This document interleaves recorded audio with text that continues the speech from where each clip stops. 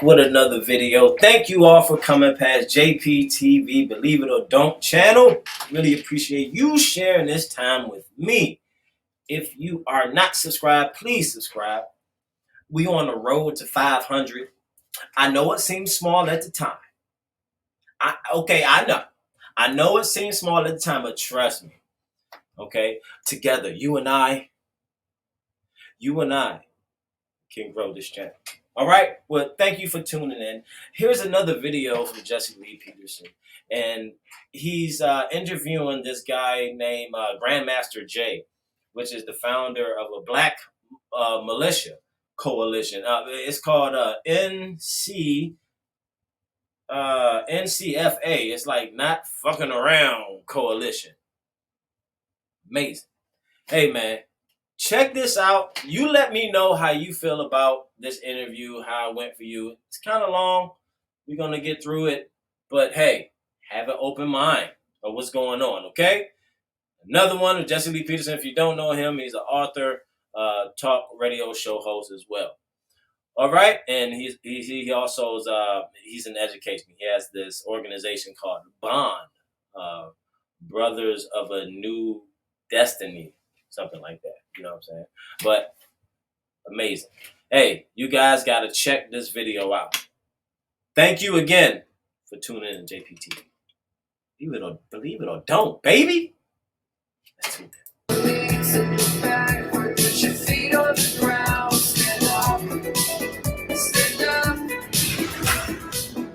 Welcome to the Father's Day. I am Jesse Lee Peterson. The Father's Day is on Patreon, so click the Patreon link to support our work. Even $1 per month helps, all right? I have with me a very interesting guest today, Grandmaster Jay. He is the founder of NFAC, the Not Effing Around Coalition.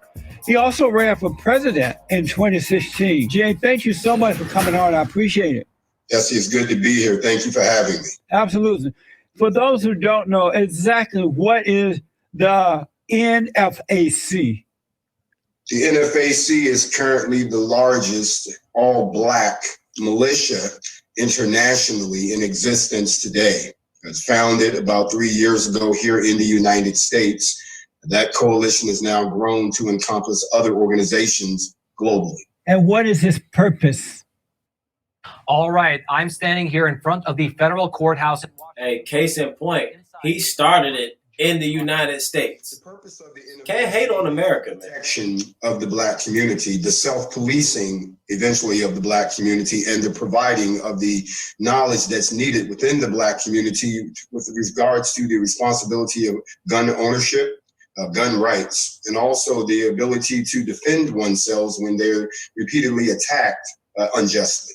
That is the mission of the NFAC. You ran for president back in 2016. Will you run again? Will you try it again? As a matter of fact, I did run in 2016. The platform that I ran on would be more applicable today than it was back then. I did announce that after my last run and learning the process itself, even running as an independent, though I started off as a Democrat, that in order to be successful in this country with a presidential bid from an independent perspective, you'd have to start out a lot more than 2 years to get yourself onto the ballots. I made an announcement at the beginning of this presidential cycle that I felt that given the current climate of the country, that I felt that a woman would probably be the most likely candidate that everyone would support, so that I would not run in 2020. Little did I know when I said that the 4 years that lay ahead of us that are now behind us have shifted the paradigm that it's not even about sex anymore as who sits in the White House. It's about who can return us back to a stable racial environment that we had before. So I would not consider running in 2020. It's too late for that. Right. A lot of the deadlines have passed. But 2024 is not something that's not off the table. So you will consider the possibility of running in 2024? If we cannot recognize the full fruition of the plans that we've laid out under the master plan for the NFAC, which would remove me from this country altogether, and the establishment of an eco state for those of us that would like to have our own destiny and our own place, if that doesn't come into fruition, and I'm still a U.S. citizen and I meet all of the qualifications, I would most certainly cast my hat into the ring for the role of the presidency of the United States. Amazing. And so, are you a Christian? I don't get into discussions about my religious beliefs. That's one of the things that we're guaranteed under the Constitution. I don't feel the need to discuss that in this environment. Well, I noticed that you guys marched on in Stonewall Mountain, Georgia, something like that. And there was a whole bunch of guys dressed in blacks with guns and things like that. What I don't understand about your organization, NFAC, and people like you guys, I don't know what you want. America is a big country. You can do what you want in this country. You can build, you can have families, you can live where you want. When I was growing up, that's the way it was. And I grew up in Alabama on a plantation. And Black people were more successful then with marriage and family and land ownership and businesses than they are today. What do you want exactly from the white people? Well, that's a great question. I'm glad you phrased it the way you did, because I too grew up in the old days. Don't let the smooth looks fool you. It is the fact that you and I both have sat back and witnessed a deterioration, not only of the morals and the precepts of that which we used to live under, but also a steady return and a sliding backwards to the days reminiscent of Jim Crow and those particular practices, not from all people who are not of color, but from a select group that have become more prominent in the last 4 years, thus creating the rise of the NFAC. It's not what we want from white people. We don't want anything from white people. What we want to do is to determine our own destiny. What we want to do is to not exist under a system that treats us as second-class citizens through systemic racism and practices that have been ingrained in this country for the last 240 some odd years. What we desire are reparations for the 246 years of free labor that our descendants gave to this country, which made it wealthy, and that a lot of those companies still exist today. What we desire is restitution. What we would like to see is a reform of the policing within this country, a reform of the judicial system, and of course, the treatment of all folks equally under the law. These are the things that we've seen that have begun to deteriorate in this country, in spite of all the great opportunity that you speak of, in spite of all the wealth that this country has amassed, in spite of all the political power that this country has around the world. It is still subjecting a certain population within its borders to what we would call human violations, human rights violations. So it's not what we want from them. We don't want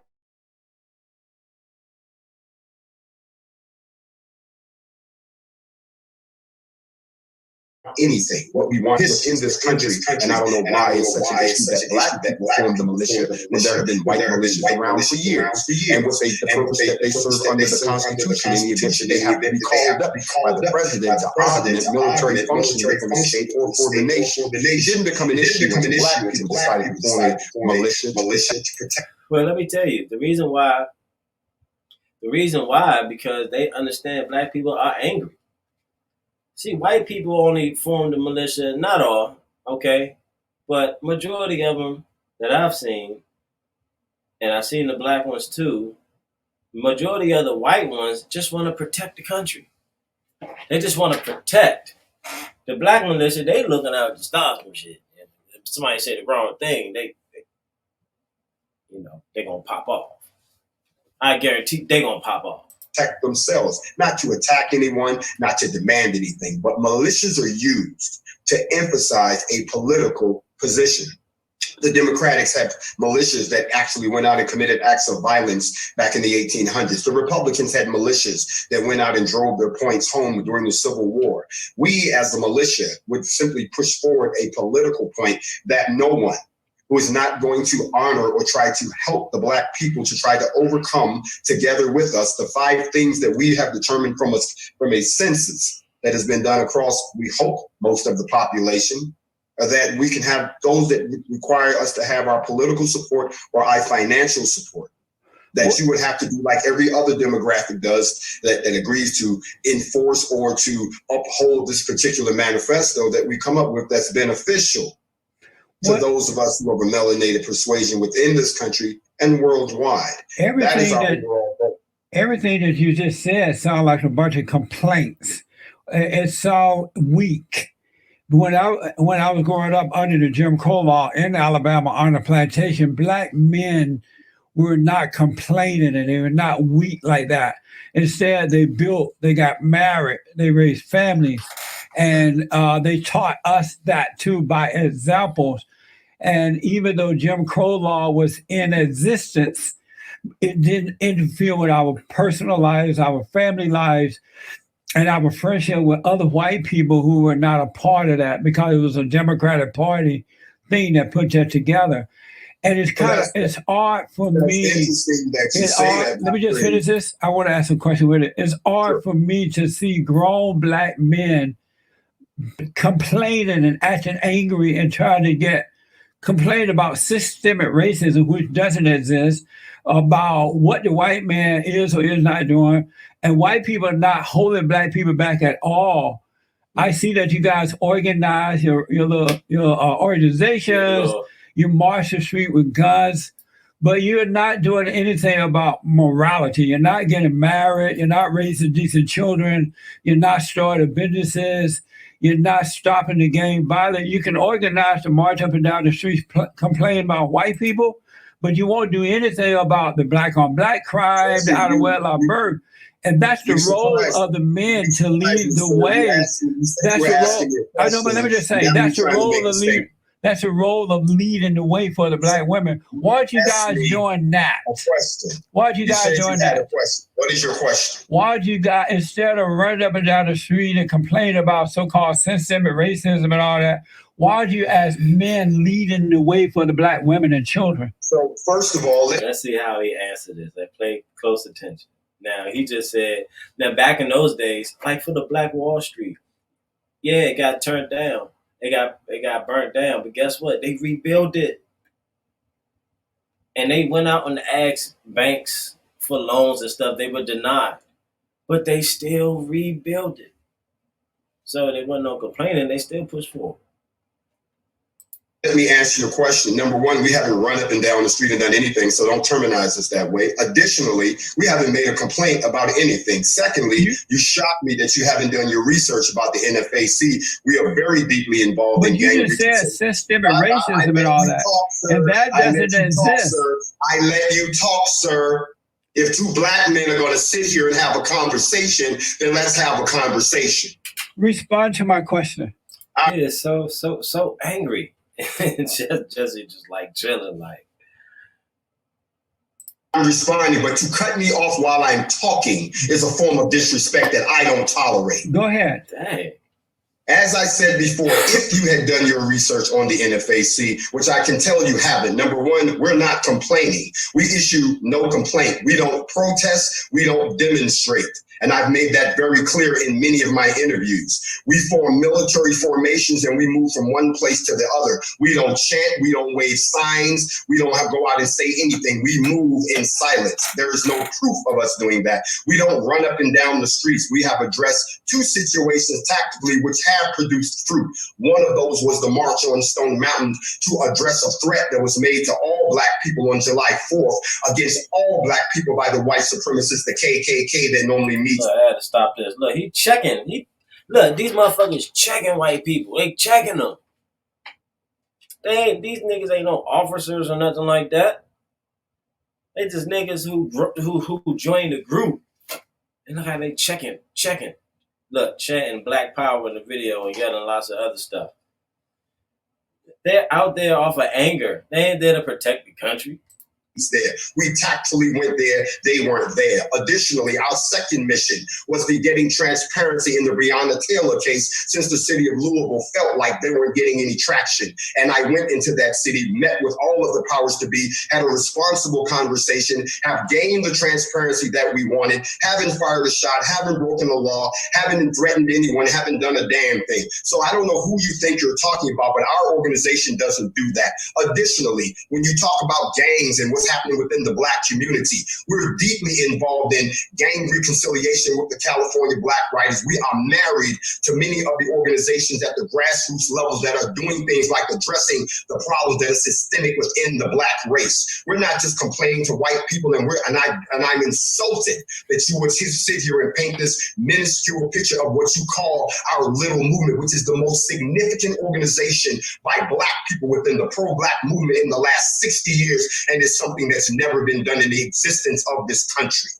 What I don't understand about what you're all doing is if you can organize a rally, if you can organize and go and pretend that the police brutality is happening and racism is happening, why don't you organizing Black people to return to God, get married, raise decent children, start businesses?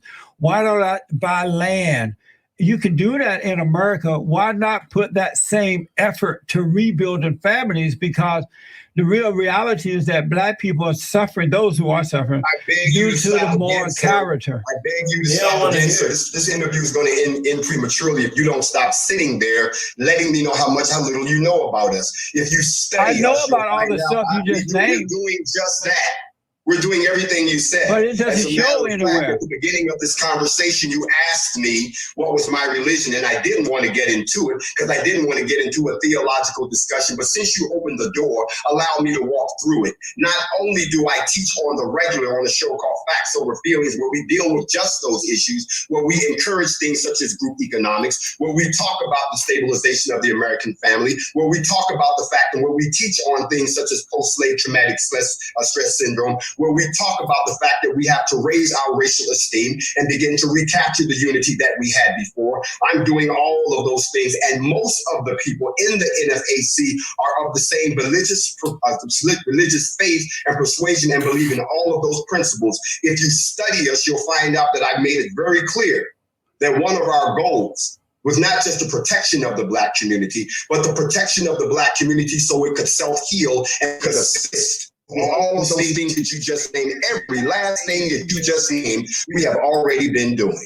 I don't see an improvement. I've looked around the country and I've asked and I've interviewed all types of people. I don't see anywhere where Black people are building. I do see that everywhere they go, they destroy. For example, there's a terrorist attack upon America right now by the radical far left Black lesbians, the Black Lives Matter people, and the Antifa and all, they're destroying. And Black people are stealing and robbing and no shame about it. They are taking from the white man and they feel that. I didn't grow up like that. And then Black people didn't, when I was growing up, Black people didn't think as a group. They thought as an individual, as Christians, as American citizens. So they. Let me just stop that real quick. So the group thing, once you roll with a group, you think like the group. You identify with the group. So whatever rules that they have for that group, you're going to roll with it. You just put yourself in a bad situation. They built. And those Black who was of decency, they hung out with. Those who were not, they didn't hang out with. Why do you guys have to act like all Blacks are the same? You got to have this movement going. Why not just live as normal people and treat everybody equally?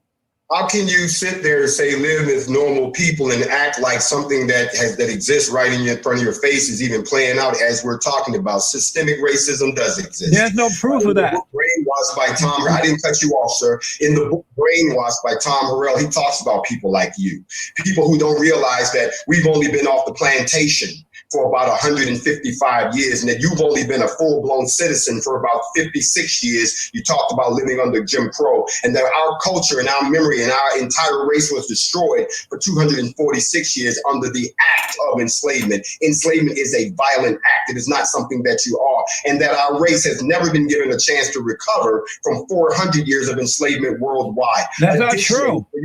Let me finish, please. You asked me on this show, you're going to let me speak. You're not going to run over me like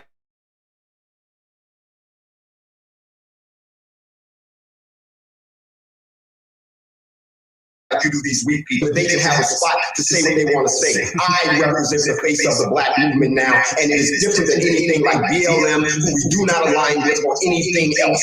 Everything that you're saying, you're totally ignoring the fact that the empirical evidence exists right in front of your face. If we had to abolish the U.S. government, reestablish a unified coalition court, redistribute the land, take back the gold that's been taken, abolish the U.S. dollar, and a few other things, they call that a revolutionary act. But when you're talking about people addressing such things as the continued colonization of the Black community through gentrification, the infusion of the Black community of folks that continue to make it impossible for us to achieve unity again, the ADOS issue that's still going on, the integration that does not equal an equal equation that's still going on. Tomorrow when I speak in D.C. at the March on Washington, I intend to let everybody know just what you said. Things are not as normal as you paint them out to be. There has been a gradual deterioration. There has been a gradual deterioration within our communities and externally in this country. This is not the United States that I fought for. This is not the United States that I wore the uniform for. This is not the United States, as you so eloquently said, that I remember from the 70s and the 80s. This is not the United States. Yesterday, a 17-year-old boy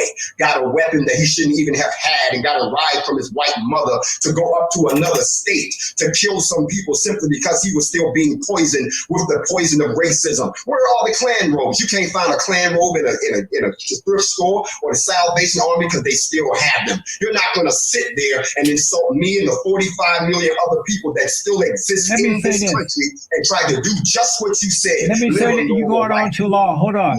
Without somebody calling the police on you. And then the police itself that you out of the state patrol that is still killing people at will, and there has been no reverse. You can sit there and act like it doesn't exist in your comfortable white world. We have begun an operation. You're going on too long. We don't have a lot of time. Hold on.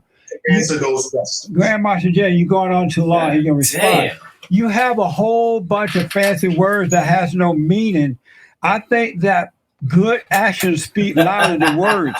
And what should be happening, rather than you guys carrying on like this, right up and down and complaining, why don't you start building and encourage Black people to stop destroying and let the world see that there's more to them than complaining about what somebody else is. For all the Black that think Black out there, please pay attention to this. Because this is y'all. This is y'all. This is how y'all act. Just like Grandmaster Jay, begging for shit, blaming for shit, talking about it 150 years ago. Yes, or not doing. And that's the role of the men. That's the role of the men, is to do rather than to just use a lot of fancy words. All you're doing is use a lot of fancy words.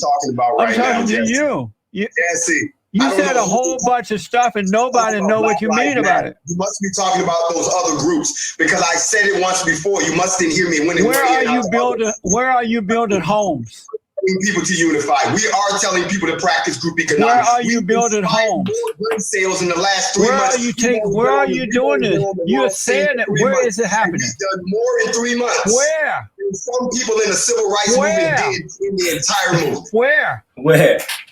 What do you mean where? Where are you Look across the country. Statistics have shown that ever since we started the campaign, which began in Brunswick, since you didn't ask, which began in Brunswick with Ahmaud Arbery, ever since we started our campaign, gun sales and gun classes and gun certifications amongst Black people are 52%. He said Ahmaud Arbery, so that's when the murder happened.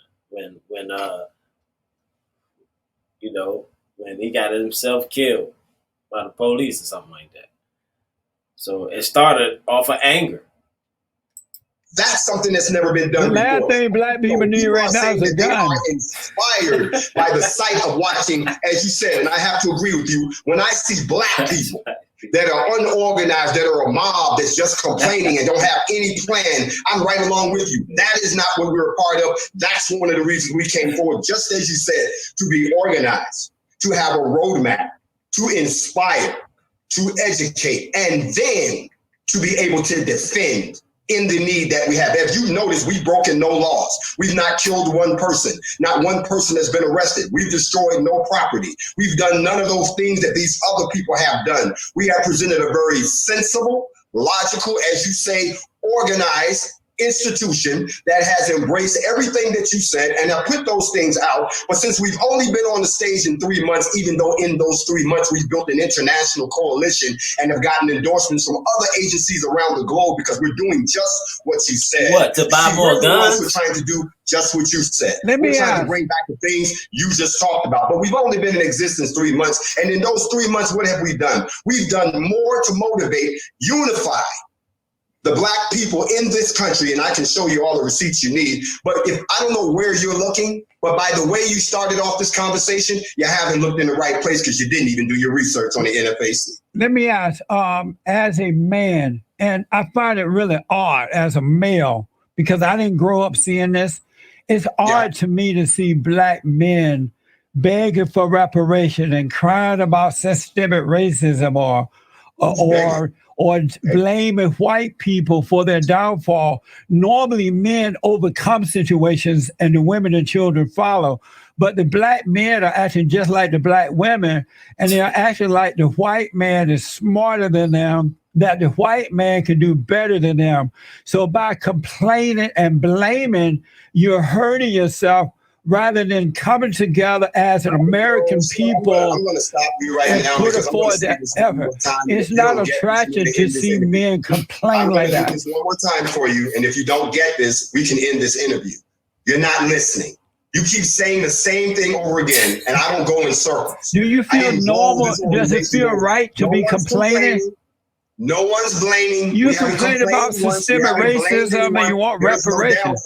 We're not begging for reparations. You know what reparations? What the steps are to get reparations. The steps to get reparations, and I've taught on this. You can't pay reparations to a color. You can only pay reparations to a country. I've already taught on this, that Black people in this country need to stop asking for something that can't be paid to them in their current state. I've taught on this. I've told them that once you decide to declare yourself a sovereign, liberated country, then you can petition for reparations. So I'm not begging. We haven't begged for a damn thing because we haven't even taken the first step to put us in a position for Black people to get reparations. So no one's begging. Additionally, there's been no downfall here. You've seen the NFAC. We're fully equipped. We're well dressed. That's what throws me off. If you guys can dress up like that. Veterans of this country, we are all people. I know the people in the streets that you're talking about. We're the actual responsible homeowners, gun owners, and voters that got together under the Constitution and formed a militia to address what we saw happening to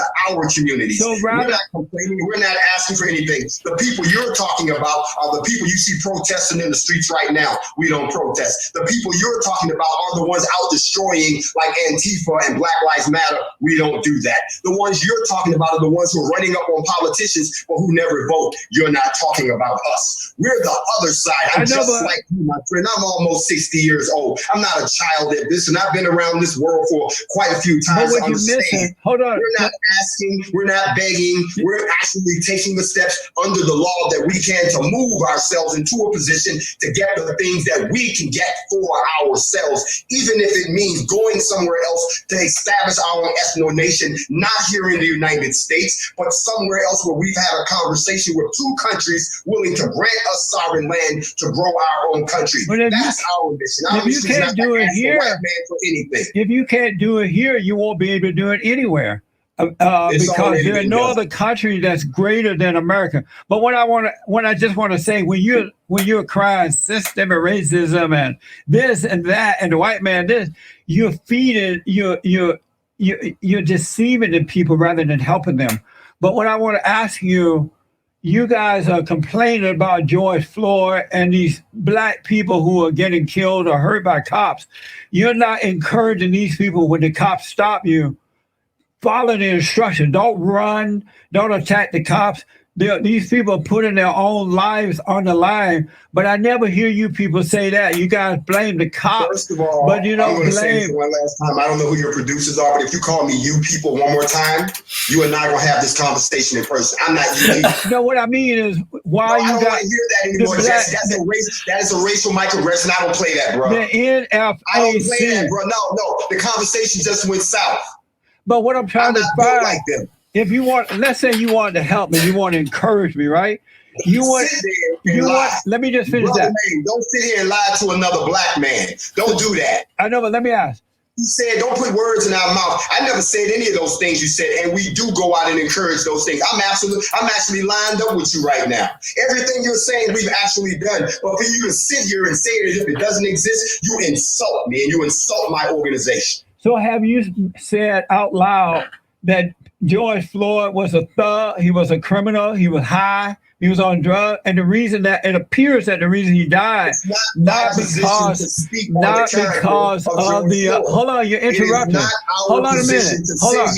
I haven't asked the question yet. George Floyd. You're speaking over me. Hold on. Instead of saying to black people, hey, don't get high, don't commit crime when the cops stop you, let George Floyd be an example of what not to be. That's not what decent people do. Have you encouraged blacks in that way? We've actually encouraged people to learn the law as we work inside of the law, which is what we do. Everything we do is within the context of the law. We've encouraged people to use us as an example. I've given long, lengthy speeches on your constitutional rights, your Miranda rights. I've never sat and talked about the character of any one of the victims of police brutality. The same way I don't sit down and talk about the character of the police officers. I don't get into the personages. I get into the institution. I get into the practices and the institution that exists in the culture that leads to both these people, particular people acting the way they do. The police culture, and as you so eloquently said, those people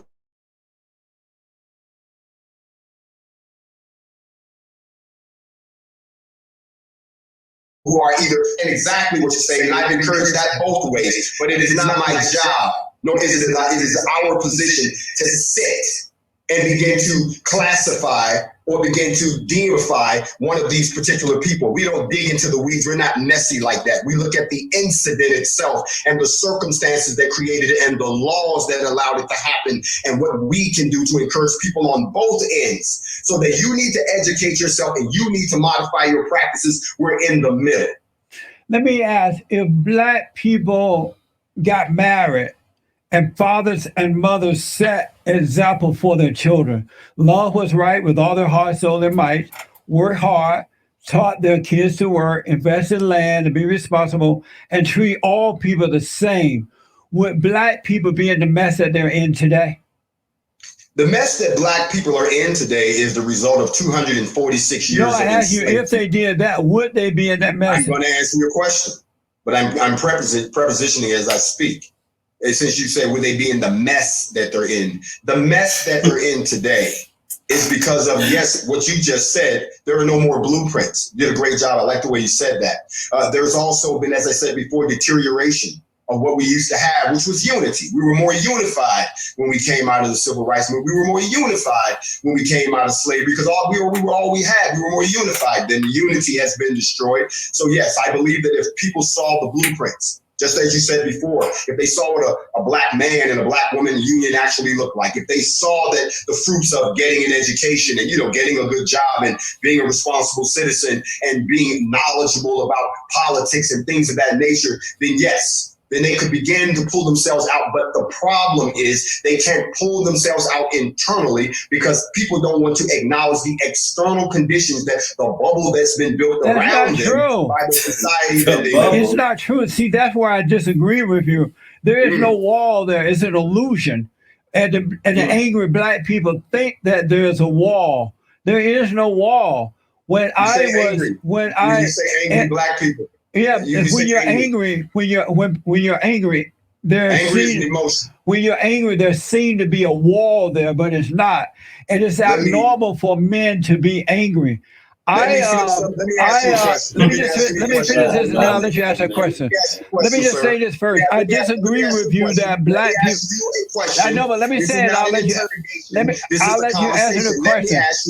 I know, but let me say this. Don't be afraid of my question, Jesse. I'm not. I'll let you ask, but you said one thing that's not true.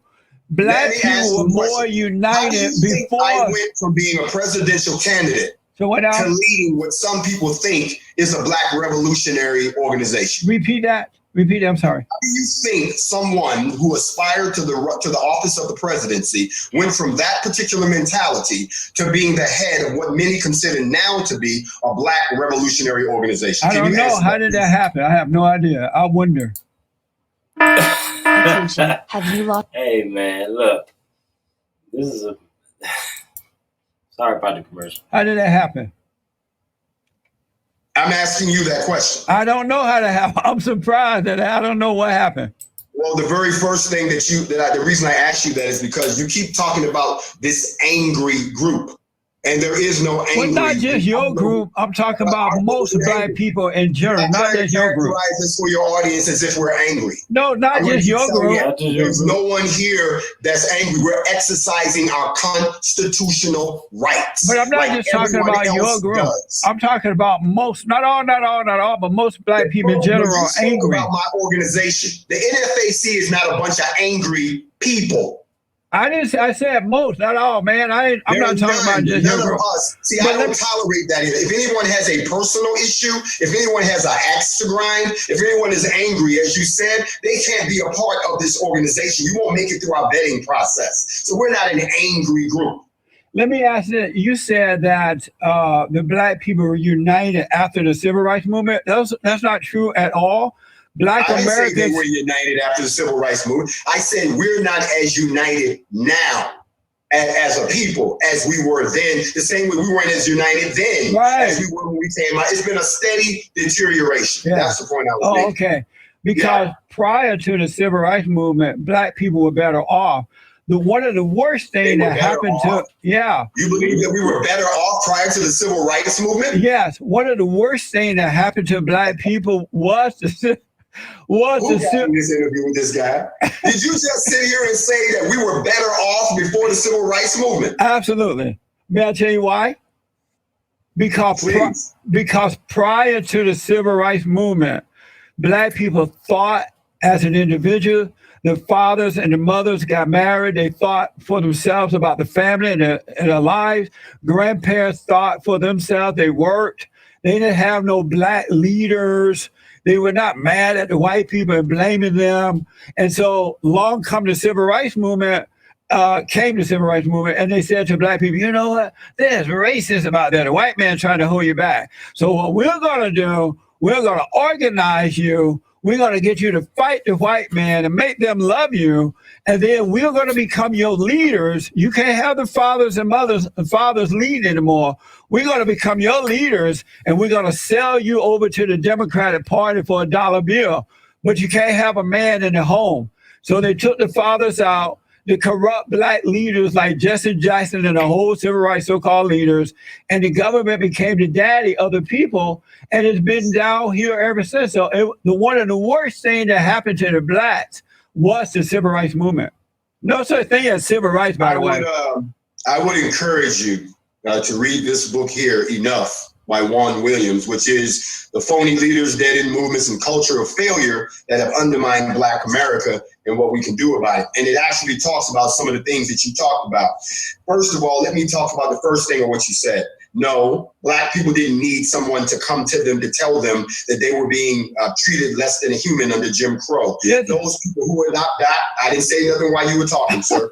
Those people who are the descendants of slavery, those people who survived through the 20s and the Red Summers, those people who survived the terrors of the lynching era, those people who survived the terrors of the KKK season and the destruction of all those wealthy Black towns, those people who had found out that now they had to live in an uncomfortable existence, those people had acquiesced to a system that they couldn't overthrow. So no, the Civil Rights Movement wasn't something that was suggested to them. So what happened was they got sick. And look, Jesse's putting these pictures in here to deflect what he's saying. What he's saying is not true. Now, here's where you are correct. And I have to agree with you that, yes, there was an infiltration of that particular movement to acquiesce. Some of the very same people you named are named in this book that got bought out, that got misled to do just what you said, to lull the people into a form of sleep where programs could be then constructed by the government that would further their destruction in the coming years. You're absolutely right. Here's the difference. Once those programs were enacted and we saw the results of all these systemic systems that we talked about that happened under some of the past administrations coming into the 70s, when the 80s and the 90s happened, happened. We saw the fruits of that destruction, the complete deterioration of the Black community, as you said, the complete falling apart of the Black family, the complete destruction of jobs through economy deprivation. We saw all of those things, but what has happened since then, since we've entered into this new era after 9/11, when the government has become more authoritarian and really didn't care about color anymore, it was now about robbing people of their rights. You're absolutely right. Everyone began to suffer under that system, but it was those at the bottom of the totem pole who suffered the most, with disproportionate mass incarcerations, as you said, systems that separated the man from the home, and then of course the internal brainwashing that has since going on. There's a book here that talks about that in my library also. So I would have to half agree with you. And half disagree with you. I write about that in my book, from The Antidote, Healing America from the Poison of Hate, Blame, and Victimhood. The black so-called leaders, the one thing that they didn't have love for the Black people, because they didn't have fathers in their homes. Jesse Jackson, Louis Farrakhan. Let me finish. You're not respecting the Black man. Hold on. Okay. Louis Farrakhan, Jesse Jackson, Al Sharpton, and those other radical old civil rights people, they didn't have fathers, so they would turn away from their fathers, and they had the mentality of their mothers. They were in their head and thinking illogically. They thought like women and not like men. And the worst thing that can happen to children is to turn them away from their fathers. And so Jesse Jackson and all those guys, Barack Obama and all of them, Muhammad Ali, they didn't have fathers in the home, so they were insecure people. They were emotional like women. And instead of turning the people back to their fathers, they used the people for their own personal gain. So it wasn't the white man that did it and is still doing it. It's the black people, black men and black women who are doing it to one another. Once again, I'm not going to sit here and let you keep trying to let the white man off the hook. Are you qualified in human psychology? I'm sorry? Are you qualified? Do you hold a degree in human psychology? I'm smarter than any person with a degree. That's not what I asked you, sir. No, I'm not. And thank God, because some of the dumbest people are the ones with degrees. You know that. Have you done an etymological study on the family structure? I ain't doing no etymology, but I do know human nature. And I know that when you turn kids away from their fathers, you turn them to weakness. My question. You're deflecting. And if that's what you want to do, that's fine. But you just sat here and named a bunch of people that you're talking as if you have empirical factual evidence. I know. That these men, that you've done some type of psychological study. Now, here's what's interesting about what you said. Allow me to respond. You're absolutely correct. And here's what's interesting about what he's doing too, right? He always going to a book. A book is probably wrote, the author is probably an angry black man teaching another angry black man something. You know what I'm saying? Talking about something, yeah, we got something, and this book will tell us exactly what to do about it. That's what anger does. Anger will drive you there. You start thinking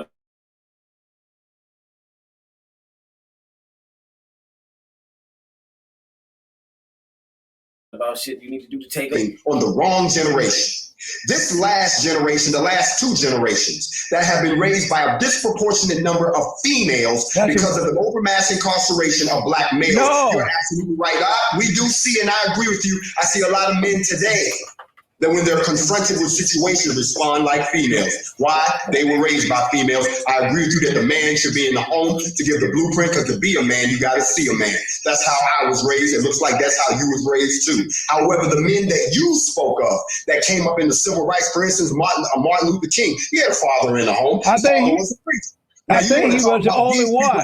But what you want to do is you want to sit here and you want to let white people off the hook for being responsible and having accountability for the horrors of Jim Crow, for the horrors that they inflicted on people that made them have the civil rights movement.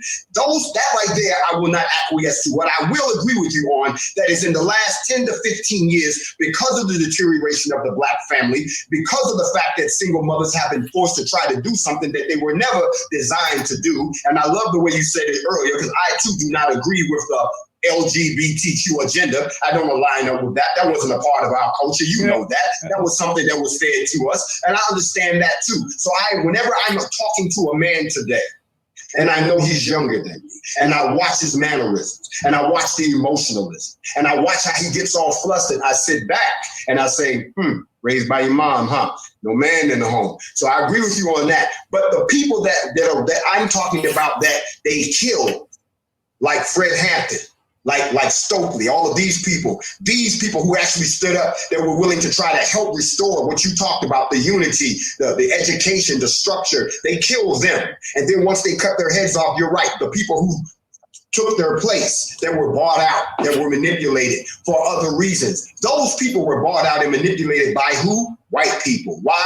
Because you and I both know that the civil rights movement simply gave us the right, just like Malcolm said, to sit next to a counter or sit next to you on a toilet. But that was wrong. That should not have happened. There was no financial freedom given. There wasn't any redistribution of the wealth given. That should not have happened. There wasn't even an apology for 246 years of slavery. They don't owe us an apology. Those men now, but I will agree with you about the current crop we rocking with right now, sir. You made a valid point right there. So, and then we got to end this because of the time. Do you agree with me that the reason that there are so many black homosexuals and lesbians in Atlanta is because they have taken on the identity of their mothers? Because you become like whomever you hate, and because it's a spiritual battle between good and evil, and because the black women hate the fathers, hate black men, they turn the children away from the fathers toward them. And the kids resent that, and they become like their mothers. Is it possible that, not is it possible, you agree with me that that's why we have so many black homosexuals and lesbians in the black community, because they hate their mothers? I would answer that. That's a great question. I would answer that by saying that there may be a percentage within that community, and I'm not speaking for that community. There may be a percentage that's doing just what you said, a percentage. But the pathology, and Dr. Umar Johnson talked about this, but the pathology. He's a dummy. For most black Umar people. Johnson, don't quote him. He's a dummy, man. But I'm only using him because he referenced a document. Oh. I'm not talking about him. I'm talking about the American Association, Medical Association for Psychology. Okay. They said that the pathology for most blacks when it comes to homosexuality was born out of some form of trauma or abuse that happened to them at the hands of a family member or someone else when they were younger. So the other piece is also what we call the integration within this society of us taking on the behaviors of other groups. Homosexuality has always been a part of the black race. You remember it, I remember it, but it was in the closet, it was in the back. It's a sin. Right, we always had it, but it wasn't in your face. Right. And it wasn't an agenda, and we didn't have to have rights for it, and we wasn't in the streets fighting for it, and you didn't lose your job for saying something, and you didn't get blacklisted by it, and there was no cancel culture. Yeah. That right there is new. And that is part of an agenda when we have the LGBTQ community hijack the black community, the black movement, and got what they wanted out of it. And now it has become a part of our society where you're right. You now see not just black men, not just black women, just people everywhere saying that this is a way of life now. Unfortunately, that way of life for the black community is a dead end. Because we're not reproducing, we're not making families, we're not doing what you said, we're not producing men and women that form the family unit, which is the core building block of any community. Yeah. You can live any lifestyle you want, I'm just like you, but the Creator said, not I said, not you said, but the Creator said, just because you can do something doesn't mean it's a good idea. I'm using some very polite words to say that. But the point I'm making is, yes, a percentage of what you said is true, but there's a bigger percentage that has arisen from the integration of our societies and our acceptance as black people of these practices in the open. So we really have no one to blame but ourselves in the position that we're in that particular boat, because as you said, we want to go along to get along, and then you shouldn't get high on your own supply, and you should never sniff what you can't handle. Now what had happened is Atlanta has become the Sodom and Gomorrah, if that's what you want to call it, because of the simple fact that that has become the dominant lifestyle there. Yeah. Let me ask, are men the head of women? Join large-scale battles with military vehicles. The online action game War Thunder has received a major update. Direct hit. I'm sorry about the commercials. Absolutely not. God gave, do you believe in the order of God and Christ? Christ and man, man over woman, and woman over children. Do you believe in that order? I believe in Jehovah's grand design.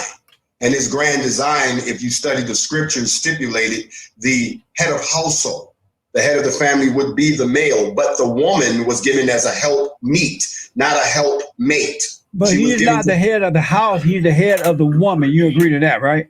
He's not the head of the woman. Yeah, and the woman run the house. She cooked and cleaned. Show me that anywhere in the scriptures. If you did your research on me, you would also find out that I'm 10 years ordained as a pastor. Right, so but listen, trust and believe I can exegete the scriptures very well. It says that nowhere in the scripture the man is the head of the woman. Does the Bible say the man is the head of his wife? Union and the covenant between the man, the woman, and God. It says that he is the head of the union. It doesn't say he's the head of the woman. Does he say he's the head of his wife? I'm sorry? Does the Bible say the man is the head of his wife? It says that the man is the head of the union. No, it's of the wife. Union. Remember, it's a three-way union. When you come into covenant under the Creator, it's me, you, and the Creator. It's a three-way cord that can never be separated. So, the man is supposed to be the head of that union. Of his wife. But as an individual, that woman has to walk her own life with her own soul, to her own destiny, and stand in judgment on her own. That's why it only says until death do us. So, Master Jay, you avoided my question. You know that. I answered your question. I asked you, it's the man of his wife. It's the man the head of his wife, and the wife is the head of the house because she had the babies. She does the cooking, she clean, she sews, she irons, she watches over his kids while he's away at work. When he come home, she reports to him, and he take it. So it's the man the head of his wife. Under that structure that you just described, which is a time long gone in this country, I would say yes, but that is not the society we live in today. Is it possible for a man, whether they're helping black people, white people, anyone, can you help others without complaining? Do men complain? That's an obvious question, of course. Then why don't you guys stop complaining about systemic racism and all that? This conversation again. I told you we haven't complained not one time. When you say about systemic racism and the white people this and the slavery that. Just because I pointed out a fact is not a complaint. But that has nothing to do with the issues of black people today. And a man would never complain. Everything to do with black people today, and that is why the NFAC exists. I got to ask you this. Do you love white people? I don't hate anybody. Do you love white people? I don't hate anyone. I love black people. Do you love white people? I love black people. Do you love white people? We're going to go in a circle. I love black people. And I told you, I don't hate anyone. Will you be voted for the Great White Hope this year? He can't ask the question. As I said before, we need to stop giving our votes away for free. So I don't give my vote to anyone. So whoever can earn my vote by doing something that we talked about, addressing some of the problems that you and I just talked about, that's who will get my vote. You know who the Great White Hope is, all right? I don't know and I don't care. President Donald Trump. I don't care. Do you love him? You can ask me something else. Would you be voting for him? You can ask me something else. I got to put you on the hot seat. I need you to answer these questions. This seat ain't hot. There's no heat here. I've already told you. You can ask me another question. Who I choose to vote for is my constitutional right, and I can keep it to myself. Okay, I got to put you on the hot seat. I need you to answer these questions as quickly as possible. The hot seat. Here we go. Would you allow a white man to join the NFAC? Absolutely not. Is Black Lives Matter a domestic terrorist organization? I don't know. Who has more class, Big Mama Michelle Obama or Melania Trump? I'm not qualified to answer that question. Is it better for kids to be raised by a single mother or a single father? Neither. They should be raised by both. True or false? Black Lives Matter. Under the concept, Black Lives Matter. Are you going to take a coronavirus vaccination?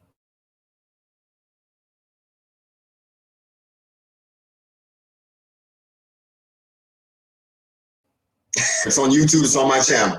Will you celebrate Men's History Month with me? This is our third year of celebrating Men's History Month. Will you celebrate with me? Absolutely. Right on. Happy Men's History Month.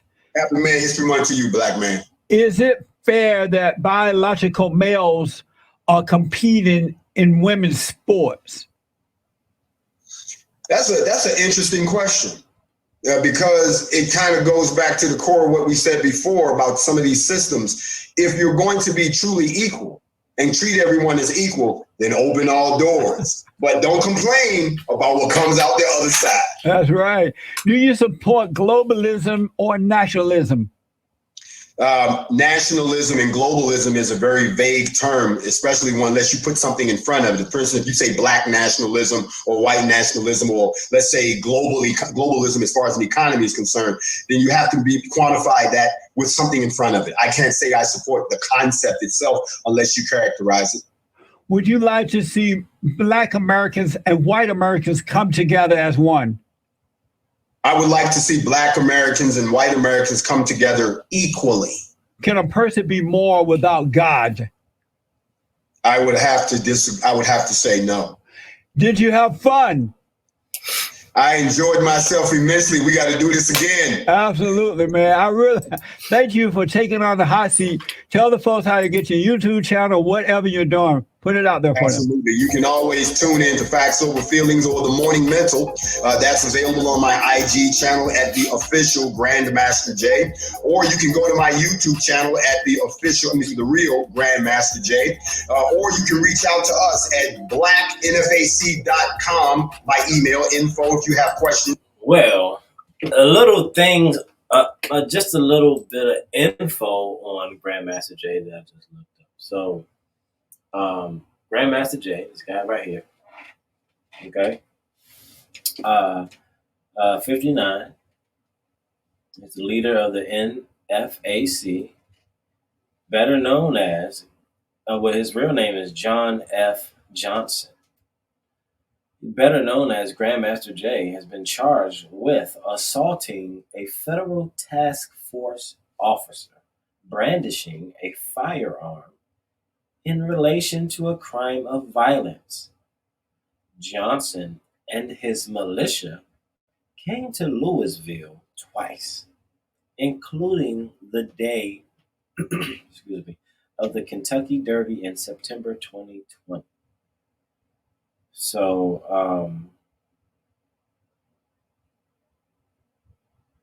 his sentence was August 22nd, 2022. So, he got found guilty. So, out of anger. And this is what happens when you have anger. You can't think right. You'll do things that you don't want, that you're really showing off. You're clout chasing. Just like my man Turk said, right? Man, I hope you guys enjoyed it. Please, if you aren't subscribed, please subscribe to the channel. It really helps the channel out. Just trying to bring awareness to the people out there to think a different way. Think a different way. And people like this, like Jesse, being very honest. He was chilled the whole time. He kept a calm sense. And the other guy, he was just da-da-da-da-da-da. And it's true. Most black men act like black women. They don't have that calmness. They just da-da-da-da-da. They sound like the woman arguing about, you ain't giving me no money to get my nails done.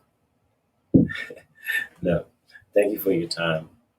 I appreciate you sharing your time with me.